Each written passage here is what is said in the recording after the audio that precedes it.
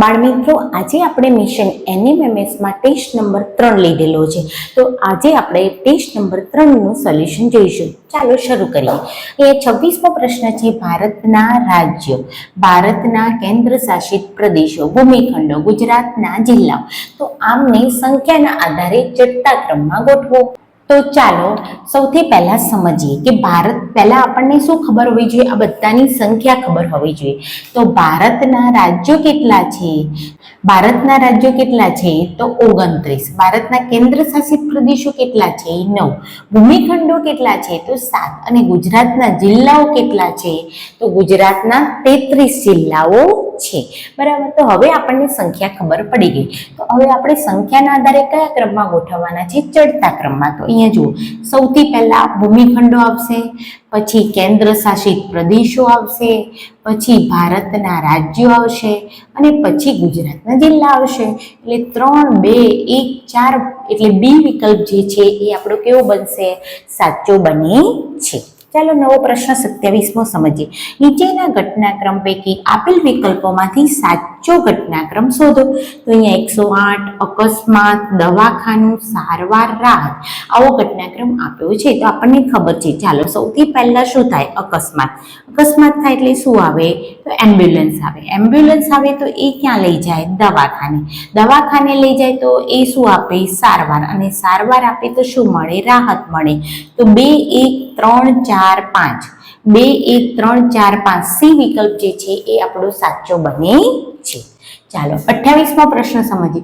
ઘડિયાળના 2 કાંટા મિનિટ કલાક વચ્ચે બનતા ખૂણા પ્રમાણે ચડતા ક્રમમાં ગોઠવો. બરાબર.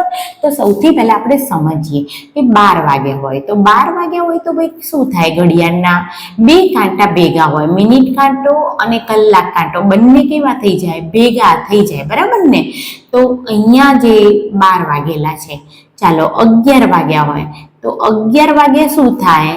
તો એક કાંટો 12 ઉપર હોય ને કલાક કાંટો 11 ઉપર હોય. બરાબર. પછી 9 વાગ્યા હોય તો 9 વાગ્યા હોય તો કાટખૂણો બને, એક કાંટો 12 ઉપર હોય ને એક કાંટો 9 ઉપર હોય. અને 8 વાગ્યા હોય તો એક કાંટો 12 ઉપર હોય ને એક કાંટો 8 ઉપર હોય. તો હવે આપણે એના વચ્ચે બનતો ખૂણો એને ચડતા ક્રમમાં ગોઠવવાના છે. તો ચડતા એટલે સૌથી નાનો કોનો? તો પહેલા 12 વાગ્યાનો એટલે કયો નંબર આવશે? 1. પછી 11 કલાકનો, પછી 9 કલાકનો અને પછી 8 કલાકનો. તો કયો ક્રમ સાચો પડશે? 1, 2, 3, 4. એ વિકલ્પ જે છે એ કેવો બનશે? સાચો બને છે. ચાલો નવો પ્રશ્ન 29મો સમજીએ. 1 લોખંડ, 2 પ્લેટિનમ, 3 તાંબુ, 4 ચાંદી, 5 સોનું. એને વધુ કિંમતના આધારે ચડતા ક્રમમાં ગોઠવો. તો બાળમિત્રો, સૌથી વધુ કિંમત કોની હોય છે ખબર છે? સોના કરતાં પણ મોંઘું હોય છે પ્લેટિનમ. તો એ 2 હોય. પછી એનો ક્રમ સોનું મોંઘું હોય એટલે એનો 5 નંબરનો ક્રમ. પછી કોણ મોંઘું હોય? ચાંદી મોંઘું એટલે 4 નંબરનો ક્રમ. પછી કોણ મોંઘું હોય? તાંબુ મોંઘું હોય. અને છેલ્લે કોણ મોંઘું હોય? લોખંડ મોંઘું હોય. એટલે 2, 5, 4, 3, 1. તો એ નંબરનો જે વિકલ્પ છે એ સાચો આવે છે. 30મો પ્રશ્ન સમજીએ. આપેલ કયા વિકલ્પમાં શબ્દનું નિર્માણ થતું નથી? બરાબર. તો અહીંયા એક શબ્દ આપ્યો છે ડિપાર્ટમેન્ટ, અને એમાંથી હવે વિકલ્પોમાંથી કયા શબ્દનું નિર્માણ થતું નથી? તો અહીંયા તમે જુઓ PERMIT. તો અહીંયા આઈ જે છે એ આમાં આપ્યો નથી એટલે પરમિટ શબ્દનું નિર્માણ થતું નથી. એટલે બી વિકલ્પ જે છે એ સાચો છે. ચાલો એ જ રીતે અહીંયા જોઈએ, ડ્રોઈંગને મૂળાક્ષરના ક્રમ પ્રમાણે ગોઠવો. તો આપણને ખબર છે. ચલો સૌથી પહેલો શું આવશે? A. પછી શું આવશે? D. પછી શું આવશે? તો G. પછી શું આવશે? I. પછી શું આવશે? તો N. N પછી શું આવશે? R. R પછી શું આવશે? W. તો A, D, G, I, N, R, W. તો A, D, G, I, N, R, W. તો જે ડી વિકલ્પ જે છે એ આપણો કેવો બને છે? સાચો બને છે. ઓકે, ચલો 32મો પ્રશ્ન સમજીએ. સફલને મૂળાક્ષરના ક્રમ પ્રમાણે ગોઠવો. તો ચાલો અહીંયા ગોઠવી દઈએ. તો સૌથી પહેલા જુઓ આમાંથી શું આવશે? ઈ. ઈ પછી શું આવશે? તો ડબલ એફ. ડબલ એફ પછી શું આવશે? તો H. બરાબર.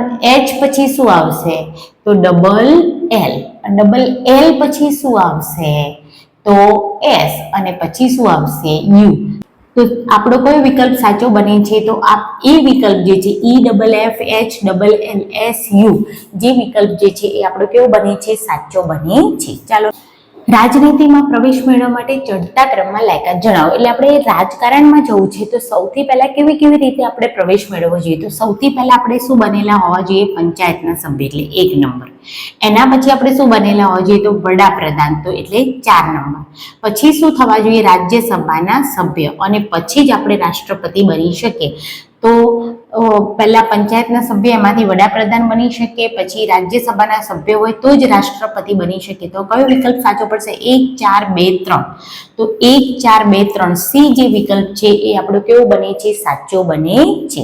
ચાલો, નવો પ્રશ્ન સમજીએ. 1 કોલસો, 2 પંખો, 3 વિદ્યુત, 4 લાકડું, 5 ઝાડ. તો આને આપણે હવે ક્રમમાં ગોઠવવાના છે. તો સૌથી પહેલા આપણને શું મળે? ઝાડ. ઝાડમાંથી શું મળે? લાકડું. લાકડામાંથી શું બને? કોલસો. કોલસામાંથી શું બને? વિદ્યુત. અને વિદ્યુતથી શું ચાલે? પંખો. તો 5 4 1 3 2. 5 4 1 3 2 ડી વિકલ્પ જે છે એ આપણો કેવો બને છે? સાચો બને છે. ચાલો, 35મો પ્રશ્ન સમજીએ. જુઓ, આવી રીતે ક્રિયાઓ આપી છે. 6 ભાગ્યા 5 વત્તા 1, 20 ભાગ્યા 2 ભાગ્યા 4 વત્તા 1, 12 ગુણ્યા 3 ભાગ્યા 3 ગુણ્યા 3 કૌંસમાં છે, અને કૌંસમાં 12 ગુણ્યા 5 અને ભાગ્યા કૌંસમાં 5 ગુણ્યા 4 છે. તો સૌથી પહેલા આપણે જવાબ બોલાવી દઈએ. ચલો, અહીંયા 6 ભાગ્યા કેટલા થશે? 5 ને 1 6. તો જવાબ શું આવશે? 1. અહીંયા પહેલા કૌંસમાં 20 ભાગ્યા 2 એટલે એનો જવાબ 10, અને ભાગ્યા 4 વત્તા 1 એટલે 5. તો 10 ભાગ્યા 5 એટલે કેટલો જવાબ આવે? 2. અહીંયા 12 તરી 36 ભાગ્યા 3 તરી 9. તો 9 ચોક 36 એટલે એનો જવાબ કેટલો આવે? 4. અહીંયા આવશે 12 પંચું 60 ભાગ્યા 5 ચોક 20. તો 20 તરી 60 એટલે 3. બરાબર. તો હવે આપણા જોડે જવાબ આવી ગયા છે. તો હવે સૌથી પહેલા શું આવે? તો 1. બરાબર. આનો જવાબ 1 આવ્યો એટલે 1 નંબર આવશે. આનો જવાબ 2 આવ્યો એટલે બીજો નંબરનો ક્રમ આવશે.